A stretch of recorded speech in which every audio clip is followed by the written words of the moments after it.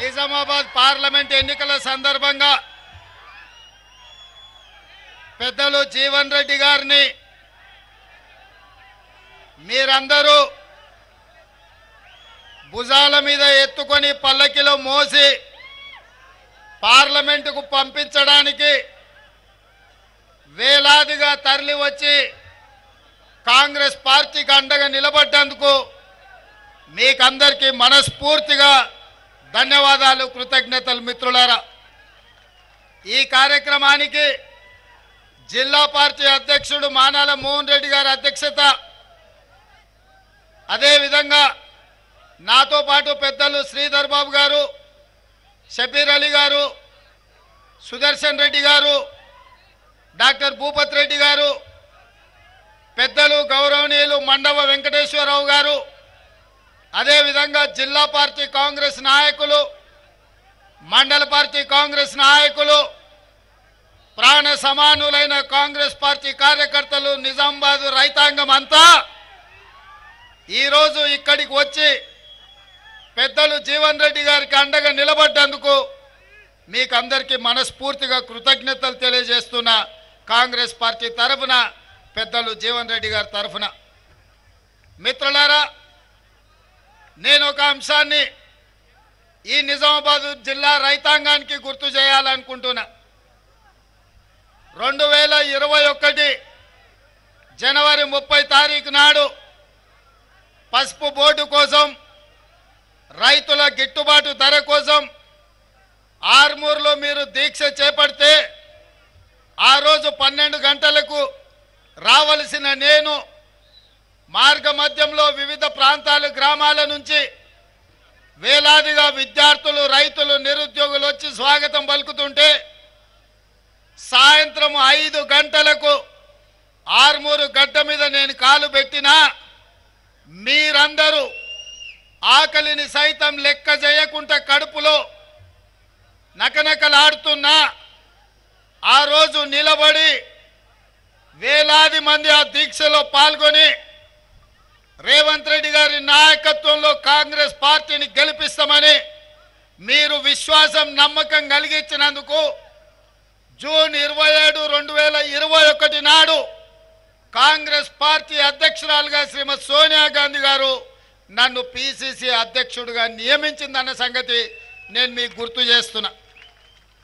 ఆనాడు పిసిసి నియామకంలో జనవరి 30, 2021 నాడు ఆర్మూర్లో జరిగిన దీక్ష మీరు అండగా నిలబడడంతో నిజామాబాద్ జిల్లా కాంగ్రెస్ పార్టీకి అండగా నిలబడుతుందన్న నమ్మకంతో ఆ రోజు పిసిసి అధ్యక్షుడిగా నన్ను నియమించడం జరిగింది.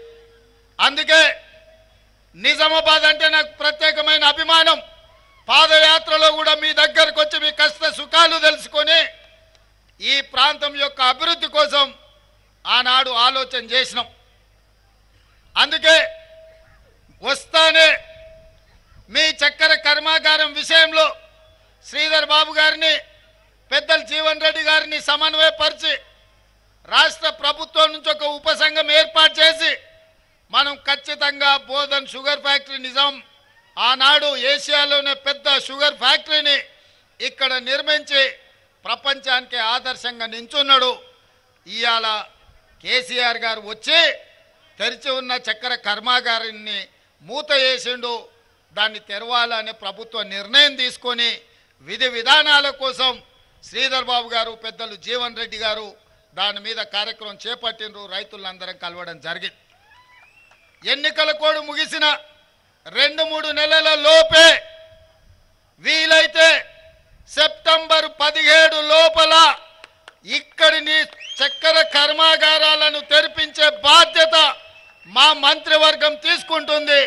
ఈ ప్రాంత రైతులను ఆదుకునే బాధ్యత కాంగ్రెస్ ప్రభుత్వం తీసుకుంటుందని నేను ఈ సందర్భంగా తెలియజేస్తున్నా. మిత్రులారా, నేను మీకు కొన్ని అంశాలు గుర్తు చేయదలుచుకున్నా. 2004, 2009 మా అన్న మధు యాస్కిన్ మీరు ఎంపీగా గెలిపిస్తే పార్లమెంట్లో కొట్లాడి సోనియమ్మను ఒప్పించి తెలంగాణ రాష్ట్రాన్ని తీసుకొచ్చిందంటే మీ నిజామాబాద్ ఎంపీగా మిత్రుడు మధు యాస్కి గారు సాధించిన విజయం అని చెప్పి ఈరోజు నేను చెప్పదలుచుకున్నా. మరి 2014లో కల్వకుంట్ల కవిత గారిని మీరు గెలిపించారు. సరే కేసీఆర్ బిడ్డను నిజామాబాద్కు నిధులు వస్తాయనో 100 రోజుల్లో చక్కెర కర్మాగారం తెరుస్తుందనో మీరందరూ కూడా కవిత గారికి అండగా నిలబడ్డారు. మరి కవిత గారు 5 ఏళ్ళైనా చక్కెర కర్మాగారం తెరిపించలే, పసుపుకు గిట్టుబాటు ధర ఇవ్వలే, ఎర్రజొన్న రైతుల గురించి చెప్పాల్సిన పని లేదు. మొక్కజొన్న సోయాబీన్ ఈ ప్రాంతంలో పండించే రైతులను పట్టించుకోలేదు. ఇక వాళ్ళ నాయన అయితే ఒక అడుగు ముందేసి ఎవడు ఊరేస్తే వాడు ఊరేసుకున్నట్టే అని చెప్పి చంద్రశేఖరరావు చెప్పిండు. అప్పుడు చైతన్యం కలిగిన ప్రాంత రైతాంగం ఒక నిర్ణయం తీసుకున్నారు, బిడ్డ మళ్ళీ అయితే రా నీకు లగ్గం చేయకపోతే చూస్తామని చెప్పి. అందుకే ఆయల్ల మీరందరూ ఈ ప్రాంత రైతులు దాదాపుగా 100 మంది 2019 ఎన్నికల్లో నామినేషన్లు వేసి అందులో 80 మంది ఎన్నికల క్షేత్రంలో నిలబడి 100 రోజుల్లో చక్కెర కర్మాగారం తెరుస్తా అని మాట ఇచ్చి మోసం చేసిన కల్వకుంట్ల కవితను, కల్వకుంట్ల చంద్రశేఖరరావును 100 మీటర్ల గోతి తీసి పాతి పెట్టి మళ్ళా మొక్క మొలవకుండా మొత్తం కాంక్రీట్ చేసి పెట్టారు. ఆ దెబ్బకు 2024లో కల్వకుంట్ల కవిత గారు ఎన్నికల్లో పోటీ చేయడానికే భయపడ్డారు. అంటే నిజామాబాదు రైతాంగంతో పెట్టుకుంటే శాశ్వతంగా ఇక్కడి రైతులను మోసం చేస్తే శాశ్వతంగా రాజకీయంగా సమాధి చేస్తామని చెప్పి ఈ ప్రాంత రైతులు నిరూపించారు. మిమ్మల్ని నేను అభినందిస్తున్నా. సరే ఏనుగులను తినేటోడు పోయింది అనుకుంటే పీనుగలను తినేటోడు వచ్చిండు. ఆమె 100 రోజుల్లో చక్కెర కర్మాగారం తెస్తా అన్నది. ఇక మా బండి గుండు ఉన్నారా మీ దగ్గర? ఇక బండిని గుండును నమ్మేటట్టు లేదని మీకు బాండ్ పేపర్ రాసిచ్చిండు, 5 రోజులల్లా మీకు పసుపు బోర్డు తెస్తా అని. మరి రాజ్నాథ్ సింగ్ గారు, రామ్ మాధవ్ గారు, భారతీయ జనతా పార్టీ నాయకులందరూ చెప్పిండ్రు పసుపు బోర్డు ఇస్తామని. మరి నరేంద్ర మోడీ గారు చివరికి మొన్న పసుపు బోర్డు ఇస్తామని జీవో ఇస్తే అక్కడ నిజామాబాద్ అనేది మర్చిపోయిండు. అందులో మీరు ఒక్కసారి ఆ జీవో చూడండి, అందులో ఏంది లేదు. ఎక్కడ పెడతాడో నాకు తెలియదు, హిమాలయ పర్వతాలలో పెడతాడో, శంకరగిరి మాన్యంలో పెడతాడో, లేకపోతే నిజామాబాద్ గడ్డ మీద పెడతాడో. ఇవాళ కాడికి వరకు అది రాలే. కానీ ఆయన మారు వేషంతో ఇక్కడ పెట్టిన స్పైసెస్ బోర్డును అదే పసుపు బోర్డు అని నమ్మించే ప్రయత్నం చేసిండు, బుకాయించే ప్రయత్నం చేసిండు. గిదే గది గదే గిది అని. నేను అడగదలుచుకున్న మిత్రుడు ధర్మపురి అరవిందును, గ్రామాలలో బట్టలు ఉత్కనికే రిన్ సబ్ అని ఉంటుంది. ఈ రిన్ సబ్కు డూప్లికేట్ కింద సేమ్ అట్లనే ఉంటుంది రన్ సబ్ అని ఒకటి వచ్చింది. ఏమయ్యా మిత్రమా అరవిందు, పసుపు బోర్డుకు స్పైసెస్ బోర్డుకు తేడా తెలియనోళ్ళనే మా రైతులు. ఆకాశం ఇంకా ఇట్లా చూడకుంటేనే మబ్బులు ఎప్పుడైతాయో, మేఘాలు ఎప్పుడు కమ్ముకుంటాయో, వాన ఎప్పుడు కురుస్తుందో, పసుపు ఎప్పుడు వేయాలో, కందులు ఎప్పుడు పండించాలో, మిర్చి ఒడ్లు ఎక్కడ వేయాలో, ఏ భూములు వేయాలో తెలిసిన వాళ్ళు మా నిజామాబాద్ జిల్లా రైతులు. వెనకటికి ఎవడనంట తాతకే దగ్గు నేర్పిండంట. ధర్మపురి గారు ఇవాళ మా నిజామాబాదు రైతులకు బోర్డుల గురించి చెప్తున్నాడు. ఒకవేళ నిజామాబాదు రైతుల గురించి తెలుసుకోవాలంటే అరవింద్, నువ్వు కాన్వెంట్ స్కూల్లో చదివినా నీకు పెద్ద తెలియదు, కానీ ధర్మపురి శ్రీనివాస్ గారిని అడుగుంది చెప్తారు ఈ ప్రాంత రైతులు ఎంత చైతన్యవంతులు. ఇవాళ నేను గర్వంగా చెప్తా, హర్యానా పంజాబ్ రైతులు ఈ దేశంలో ఏ సమస్య వచ్చినా నిలబడి ప్రధానమంత్రి అయినా కేంద్ర ప్రభుత్వాన్నైనా నిలదీసి మెడలు బట్టి వంగబెట్టి సమస్యల్ని పరిష్కరించుకునే శక్తి హర్యానా పంజాబ్ రైతాంగానికి ఉంది. నరేంద్ర మోడీ రైతు వ్యతిరేక నల్ల చట్టాలు తెస్తే 16 నెలలు ఢిల్లీ సరిహద్దుల్లో లక్షలాది మంది రైతులు మోహరించి నరేంద్ర మోడీని ఓడించి రైతు వ్యతిరేక నల్ల చట్టాలను రద్దు చేసి రైతుల క్షమాపణ చెప్పించిన శక్తి హర్యానా పంజాబ్ రైతులకు ఉంది. ఆ తర్వాత దేశంలో ఆర్మూర్ నిజామాబాదు రైతులకే ఆ పౌరుషం ఉంది అని నేను చెప్తున్నా. ఈ దేశంలో పంజాబ్ హర్యానా రైతులతో సమానంగా ఆత్మగౌరవంతో బతికే రైతాంగం ఎవరైతే ఉన్నారంటే అది నిజామాబాద్ ఆర్మూరు ప్రాంతంలో ఈ ప్రాంతంలో పసుపు పండించే ఎర్రజొన్నలు పండించే రైతులు ఏ ప్రభుత్వాన్నైనా మెడలు వంచి వాళ్ళ సమస్యల్ని పరిష్కరించుకునే శక్తి ఈ ప్రాంత రైతాంగానికి ఉంది. అందుకే మిత్రులారా, 100 రోజుల్లో చక్కెర కర్మాగారం తెస్తా అన్న వాళ్ళను వాళ్ళ కర్మ గాలింది, వాళ్ళని పొలిమేర్లు దాటే వరకు తరిమిను. మరి నేను ఇవాళ అడుగుతున్నా, 100 రోజులు అన్నోళ్ళకి గట్ల శిక్ష ఇస్తే 5 రోజుల్లో బోర్డు తెస్తా అన్న బోడగుండోళ్ళని ఏం చెప్తారో మీరు ఒక్కసారి ఆలోచన చెయ్యరు. కానీ మా పెద్దలు జీవన్ రెడ్డి గారు, నేను మీకు ఒక మాట చెప్పదలుచుకున్నా. అన్న మీరు కరీంనగర్లో ఎంపీకి పోటీ చేయాలని చెప్పి ఎంబడబడ్డా. అన్న నా మాట వినలే. సరే చూద్దామని చెప్పి మొదటి లిస్టులో జీవన్ అన్న పేరే పెట్టలే. అట్లయినా నేను అడిగినట్టు అన్న ఏమన్నా నా మాట వింటాడేమో, ఒప్పుకుంటాడేమో అని. మొదటి లిస్టులో పేరు రాకపోయినా జీవన్ అన్న ఒకటే మాట చెప్పిండు, నేను తమ్మి రైతుల కోసం కొట్లాడదలుచుకున్నా, నా జీవితం ఈ రైతులకే నేను అంకితం చేయాలనుకుంటున్నా. నాకు జీవితంలో ఏం కోరిక లేవు, ఏం ఆలోచన లేవు. ఆనాడు అసెంబ్లీలో గెలిస్తే ఈ రాష్ట్ర వ్యవసాయ శాఖ మంత్రిగా ఈ రాష్ట్ర రైతాంగానికి, నిజామాబాద్ రైతాంగానికి తోడు ఉండాలనుకున్నా. కానీ అదృష్టం బాగలేదు. మళ్ళీ ఈరోజు పార్లమెంట్ చేస్తున్నా. నేను నిజామాబాద్లోనే చేస్తా. నా కోరుట్ల, జగిత్యాల, నిజామాబాద్ పార్లమెంట్లు ఉంది. నిజంగా రైతులకు నేను అండగా నిలబడాలి, పార్లమెంట్లో మాట్లాడాలి, పసుపు బోర్డును, చక్కెర కర్మాగారాన్ని తెరిపించాలి, ఈ ప్రాంతాన్ని అభివృద్ధి పదం వైపు నడిపించాలి, రైతులకు గిట్టుబాటు ధర ఇవ్వాలి అని పెద్దలు జీవన్ రెడ్డి గారు చెప్పిండ్రు. నేను మీకు మాటిస్తున్న వేదిక మీద నుంచి మా మిత్రులందరి అనుమతితోటి ఖచ్చితంగా రాబోయే ఎన్నికల్లో ఇండియా కూటమి కేంద్రంలో ప్రభుత్వం ఏర్పాటు చేస్తుంది. పెద్దలు జీవన్ రెడ్డి గారిని కేంద్ర వ్యవసాయ మంత్రిగా, పెద్దలు జీవన్ రెడ్డి గారిని ఈ తెలంగాణ రాష్ట్రంలో కేంద్ర స్థాయిలో ఆనాడు జైపాల్ రెడ్డి గారు ఉన్నారు. కేంద్రంలో పెద్ద పెద్ద మంత్రి పదవులకు వన్నె తీసుకొచ్చింది జైపాల్ రెడ్డి గారు. పెద్దలు కీర్తిశేషులు పివి నరసింహారావు గారు పేరు తెచ్చిండ్రు ఈ ప్రాంతానికి, ఈ దేశానికి. ఇవాళ స్థాయిలో గౌరవం ఉన్నవాళ్ళు, ప్రజలకే అంకితమైన వాళ్ళు, సమస్యల పట్ల అవగాహన ఉన్నవాళ్ళు, రైతాంగాన్ని ఆదుకునే మనసున్న నాయకుడు తెలంగాణ రాష్ట్రంలోనే లేడు. అది ఒక్క జీవనన్న మాత్రమే. అందుకే సోనియా గాంధీ గారిని, మల్లికార్జున ఖర్గే గారిని, రాహుల్ గాంధీ గారిని ఒప్పించి మెప్పించి నేను కేంద్ర వ్యవసాయ శాఖ మంత్రిగా జీవన్ రెడ్డి గారికి పదవిని తీసుకొచ్చే బాధ్యత నాది.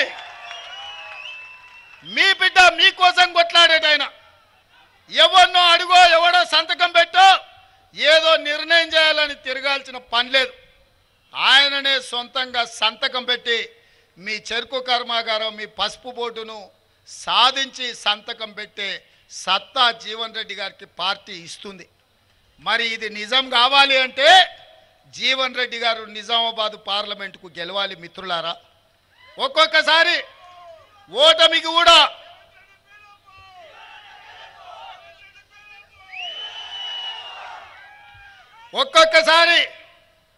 ఓటమికి కూడా గెలుపులకు పునాదులేస్తాయి.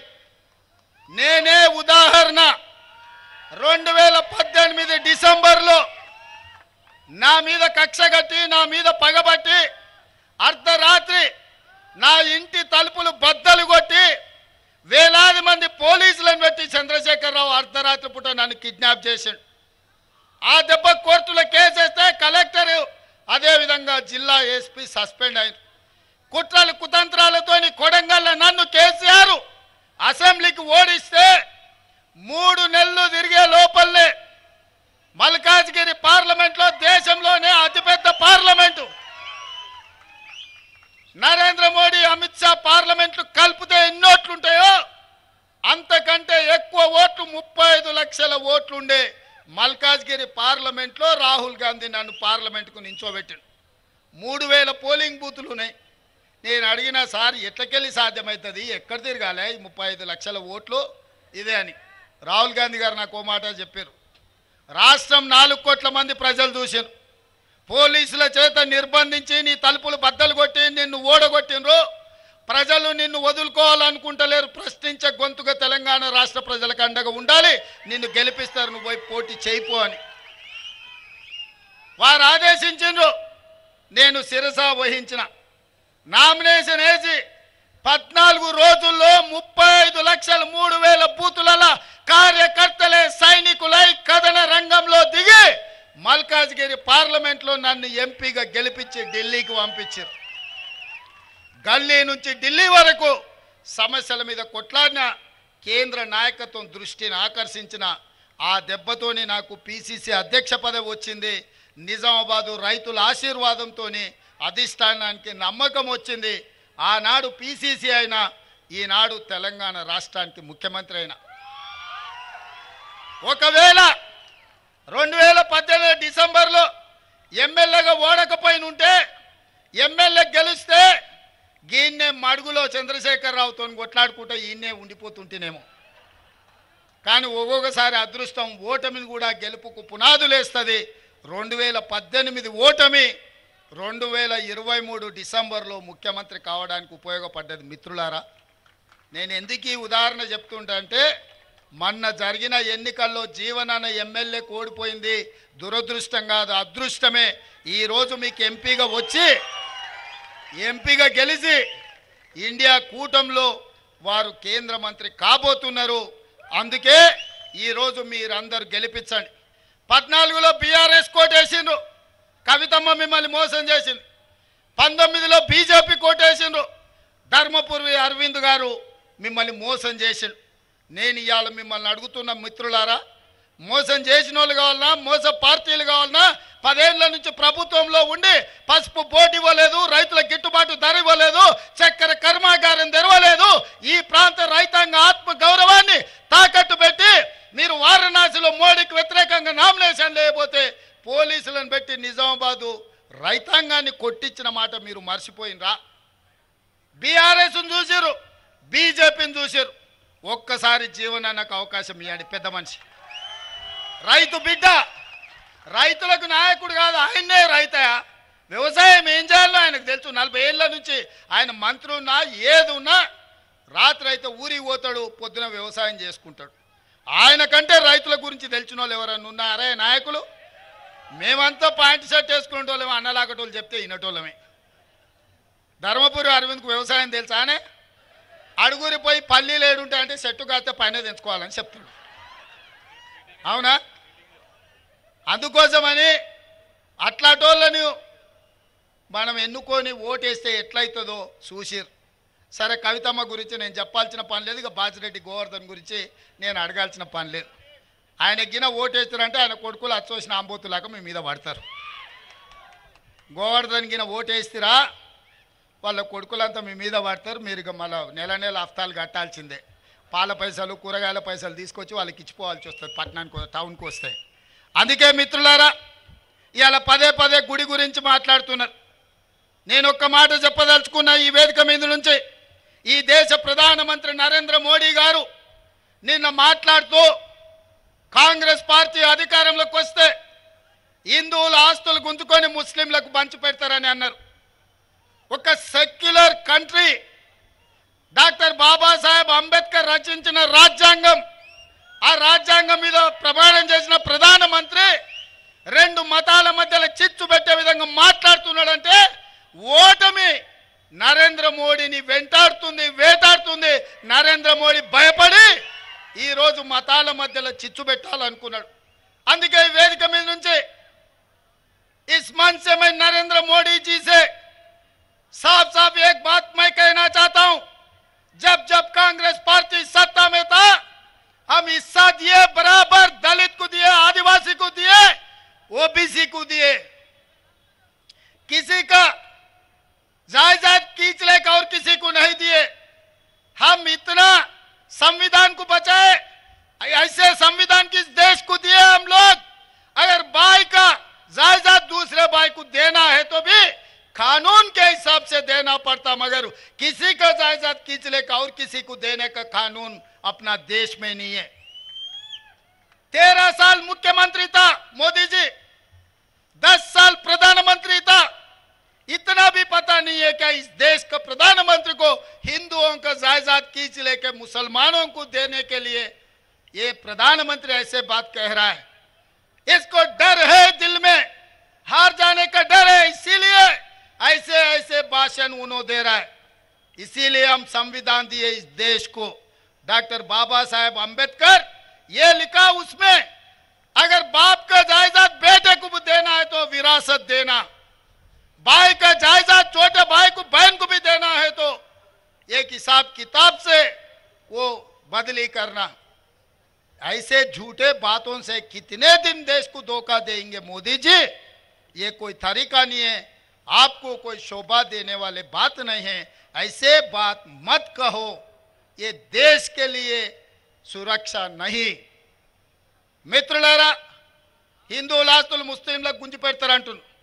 నేను అడుగుతున్నా, ఇక్కడ చాలా మంది మా అన్నదమ్ముల ఆస్తులు పంచుకున్న వాళ్ళు ఉండు కదనే, ఏర్పడ్డోళ్ళు ఉండు కదా, కాగితం రాసుకోకుండా పెద్ద మనుషులు లేకుండా తల్లిదండ్రులు ఒప్పుకోకుండా అన్న ఆస్తి తమ్మునికే ఇచ్చేటట్లేదు, తండ్రి ఆస్తి బిడ్డకి ఇచ్చేటట్లేదా? మన రాజ్యాంగం అట్లుంది. వీళ్ళ ఆస్తులు గుంజుకొని వాళ్ళకి ఇచ్చేటట్టు ఉంటుందా? ఈ దేశ ప్రధానమంత్రికి ఇట్లా మాట్లాడతాడా? ఇది పద్ధత? ఎన్నికల్లో గెలవాలని ప్రయత్నం చేస్తే తప్పులేదు, కానీ దేశాన్ని మత ప్రాతిపదికన విభజించి చిచ్చు పెట్టి రాజకీయ ప్రయోజనం పొందాలని చూస్తున్నారు. ఇది దేశానికి మంచిదా? ఒక్కసారి ఆలోచన చేయండి. అశాంతి పెట్టేగి మన మధ్యలో పంచాయతీలు పెడితే ఈ దేశం కుప్పగూలుతుంది, ఈ దేశానికి తీరని నష్టం జరుగుతుంది. అందుకే భారతీయ జనతా పార్టీని ఓడించాలి, కాంగ్రెస్ పార్టీని గెలిపించాలి. ఇంకొక మాట కూడా నేను చెప్పదలుచుకున్న మా బీజేపీ మిత్రులకు, దేవుడు గుడిలో ఉండాలి, భక్తి గుండెల్లో ఉండాలి. మిత్రులారా, దేవుడు గుడిలో ఉండాలి, భక్తి గుండెల్లో ఉండాలి. పోలింగ్ బూతుల డబ్బాలల్లో కాదు మిత్రులారా. మీరు చేసే వ్యాపారం, మీ రాజకీయ వ్యాపారం, మీ స్వార్థం ఈ దేశ ప్రజలకు అర్థమైతలేదని అనుకోకండి. ఇంత దుర్మార్గం, ఇట్లాంటి ఆలోచన ఈ దేశానికి మంచిది కాదు. మన పెద్దలు డాక్టర్ బాబాసాహెబ్ అంబేద్కర్ ఈ దేశానికి రాజ్యాంగం ఇచ్చింది ఒక సెక్యులర్, ఒక మత సామరస్యంతో కూడుకున్న పరిపాలనను అందించడానికి అవకాశం ఇచ్చింది. కేవలం మీరు గెలవడం కోసం ఇట్లాంటి కుట్రలు కుతంత్రాలు చేయడం ఈ దేశానికి మంచిది కాదు. ఇట్లాంటి ఆలోచన మానుకోండి. రాముడు మీకే కాదు, మాకు రాముడే. మా ఇంట్లో కూడా మేము రాముని కొలుస్తాం, విష్ణుని కొలుస్తాం, కృష్ణుని కొలుస్తాం. ఎంతోమంది దేవతలు ఉండ్రు. ఊర్లూరులో పోసమ్మ, మైసమ్మ, ఎల్లమ్మ ఎంతోమంది దేవతలు ఉండ్రు. ఇవన్నీ మన సాంప్రదాయంలో భాగం. ఎవరి మత విశ్వాసం వాళ్ళది. నేను హిందువునని గర్వపడతా, ముస్లింలను, క్రిస్టియన్లను, సిక్కులను ఆదరిస్తా, గౌరవిస్తా. ముఖ్యమంత్రిగా నా బాధ్యత. మత సామరస్యం పాటించడం అనేది రాజ్యాంగం మనకు నేర్పిన, మన పెద్దలు తరతరాలుగా మనకిచ్చిన మన సాంప్రదాయం. ఊర్లలో పీర్ల పండుగ ఎవరయ్యా? మనం కాదా చేసేది? అలా వాడేది మనం కాదా? ఊర్లో ఏదన్నా ఉండి చర్చిలో క్రిస్మస్ వస్తే 10 మందికి మనం సాయం చేస్తలేమా? మన గణేష్ నిమజ్జనం వస్తే ముస్లింలు మనకు అండగా నిలబడతలేరా హైదరాబాద్లో? ఇది మన సంస్కృతి, మన సాంప్రదాయం. దీన్ని కూడా రాజకీయాలకు వాడుకోవాలని బీజేపీ చూస్తుంది. మిత్రులారా, ఇది దేశానికి మంచిది కాదు. కాంగ్రెస్ ఎన్నో 50 ఏళ్ళ అధికారంలో ఉంది. అధికారం కాంగ్రెస్కు కొత్త కాదు, ప్రతిపక్షం అసలే కొత్త కాదు. కానీ ఇట్లాంటి విపత్కరమైన పరిస్థితుల్లో దేశాన్ని కాపాడాల్సిన బాధ్యత కాంగ్రెస్ పార్టీకి ఉంది. అందుకే ఈరోజు ఇందిరాగాంధీ గారి దేశం కోసం ప్రాణాలు ఇచ్చారు, రాజీవ్ గాంధీ గారి దేశం కోసం ప్రాణాలు ఇచ్చారు, సోనియా గాంధీ, రాహుల్ గాంధీ గారి దేశం కోసం పదవులు త్యాగం చేశారు. ఇక ఇప్పుడు త్యాగాలు చేసేది లేదు, కొట్లాడేదే ఈ దేశానికి రాహుల్ గాంధీని ప్రధానమంత్రిని చేసేదే అని చెప్పి నేను ఈ సందర్భంగా తెలియజేస్తున్నా మిత్రులారా. అందుకే ఈరోజు మీకు స్పష్టంగా 3 మాటలు ఇస్తున్నా. మీ చక్కెర కర్మాగారం తెరిపించే బాధ్యత మాది, కాంగ్రెస్ ప్రభుత్వం అని చెప్పి నేను చెప్పదలుచుకున్నా. అదేవిధంగా పసుపు బోర్డు కేంద్ర ప్రభుత్వం ఇవ్వాలి. ప్రభుత్వం ఎన్డీఏ ఓడి ఇండియా కూటమి గెలిస్తే పసుపు బోర్డు జీవనాన్ని మంత్రిగా తీసుకొచ్చి మీకు ఇస్తాడు. లేకపోతే ప్రశ్నించే గొంతుకై మోడీ మెడల్ వంచి మీ పసుపు బోర్డు మా జీవనాన్ని తీసుకొస్తాడు, నాది పూచి అని చెప్పి నా మిత్రులకు చెప్తున్నా. అదేవిధంగా నిన్న మొన్న రైతు రుణమాఫీ గురించి మాట్లాడుతున్నారు. రైతు భరోసా గురించి మాట్లాడుతున్నారు. ఒరే సన్నాసులారా, తాతకు దగ్గు నేర్పాడు మా కథలు చెప్పకండి. వెనకటికెప్పుడో రైతు రుణమాఫీ మేము చేసినాం. రైతులకు బోనస్ ఇచ్చింది మేము. రైతులకు రుణమాఫీ, రైతులకు బోనస్ ఇచ్చిన మేము 100 రోజుల్లో 5 పథకాలు అమలు చేసే లోపల ఎన్నికల కోడ్ వచ్చింది. అందుకే ఇవాళ ఈ వేదిక మీద నుంచి మాట్లాడుతున్నా.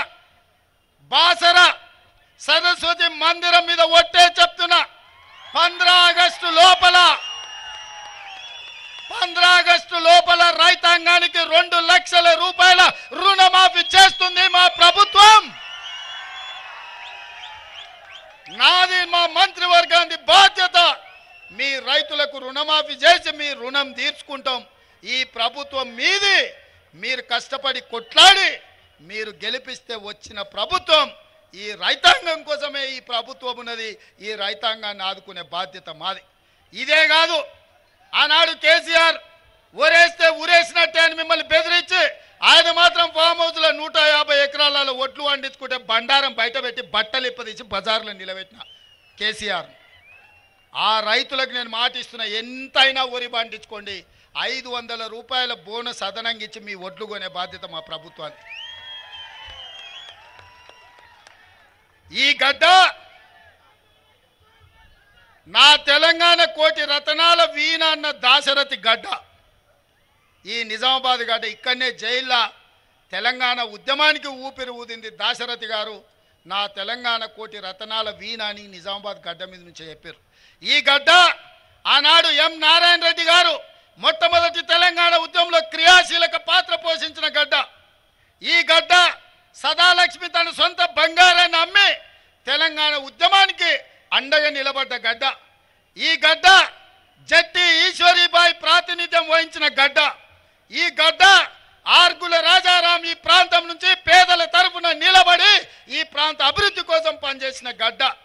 ఈ గడ్డ పెద్దలు మండవ వెంకటేశ్వరరావు తెలంగాణ రాష్ట్రంలోనే నిజాయితీ గల నాయకుని చూపించండి అంటే నిటారుగా నిలబడి చూపించే మండవ వెంకటేశ్వరరావు గారు ఈ ప్రాంతం నుంచి ప్రాతినిధ్యం వహించిన గడ్డ. ఈ గడ్డ పెద్దలు సుదర్శన్ రెడ్డి గారు ప్రాతినిధ్యం వహిస్తున్న గడ్డ. ఈ గడ్డ డి శ్రీనివాస్ గారు అన్న చెప్తున్నాడు. డి శ్రీనివాస్ గారు కూడా కానీ కాకపోతే కొడుకు అక్కడ పోయి తానికి చెడ్డ పేరు తెచ్చాడు. ఈ గడ్డ నిన్న మన భారతదేశానికి ప్రతిష్ట తెచ్చిన బాక్సర్ నిఖిత్ జరీన్ మీ గడ్డ మీద పుట్టిన బిడ్డ. ఎన్నో కట్టుబాట్లను తెంచుకొని భారతదేశ ప్రతిష్ట పెంచి మనకు మెడల్స్ తీసుకొచ్చిన ఆడబిడ్డ నిఖిత్ జరీన్ మీ నిజామాబాద్ గడ్డ. ఎవరెస్ట్ శిఖరం ఎక్కిన మాలవత్ పూర్ణ మీ బిడ్డ మీ నిజామాబాద్ గడ్డ అని చెప్పి నేను ఈ సందర్భంగా తెలియజెప్పదలుచుకున్నాను. మరి ఇంతమంది గొప్ప గొప్ప వాళ్ళు ఉన్న ఈ గడ్డ మీద ఈ బిడ్డల్ని నేను ఒకటే మాట్లాడుతున్నా, ఒక మాట ఇవ్వమని మిమ్మల్ని అడుగుతున్నా. జీవనాన్ని మీరు పార్లమెంటుకు పంపించుర్రి. మీకెవ్వరు మీ రైతులు 10 మందికి బుక్కెట్ బువ్వ పెట్టేటోళ్ళు, ఎవడొచ్చినా ఇంత సాయం చేసేటోళ్ళు, దానికో దీనికో వంగేటోళ్ళో లొంగేటోళ్ళో కాదు. అందుకే ఈ మీటింగ్కి వచ్చినా రాకపోయినా వీడీసీలకు నేను విజ్ఞప్తి చేస్తున్నా. ఈ నిజామాబాద్ రైతాంగానికి నేను వేడుకుంటున్నా, పెద్దలు జీవన్ రెడ్డి గారిని గెలిపించి నిజామాబాద్ గౌరవాన్ని నిలబెట్టండి. పార్లమెంట్లో మీ ప్రశ్నించే గొంతుకైతాడు, మీ సమస్యలు పరిష్కరించే మీ నాయకుడైతాడు, రైతు నాయకుడైతాడు. రైతే నాయకుడు కావాలి. మీ రైతు బిడ్డనే ఈ దేశంలో వ్యవసాయానికి నాయకత్వం వహించాలి. జీవనన్నను గెలిపించండి.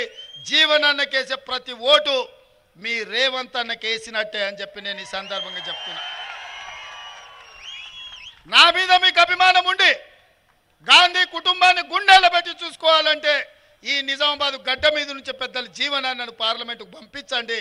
మీ సమస్యల్ని పరిష్కరించే పూచి నాది అని తెలియజేస్తూ మీ అందరి దగ్గర సెలవు తీసుకుంటున్న మిత్రులారా, జై కాంగ్రెస్, జై జై కాంగ్రెస్.